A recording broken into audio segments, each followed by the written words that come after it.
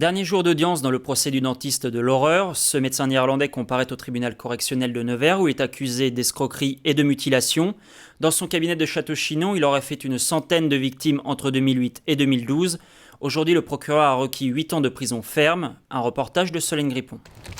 Jusqu'au dernier jour, il refuse de faire face. Mais ce matin, Mark Van Nierop affronte le réquisitoire. Le procureur décrit un homme cupide, un boucher qui jouit de mutiler ses patients. Des mots qui résonnent pour les victimes dans la salle. Moi j'ai souffert pendant 1 an et demi, nuit et jour, et ça je peux pas l'oublier. Le procureur retient 53 cas de violence avec mutilation. Elle requiert 8 ans de prison ferme et l'interdiction d'exercer à vie. Nous sommes vraiment soulagés parce que je crois qu'elle a dit très clairement que nous étions victimes. L'avocate de la défense va essayer de le défendre, voire même l'indéfendable. Donc vous ne nous piquez pas une crise de nerfs au milieu. Là. Non, on s'en ira.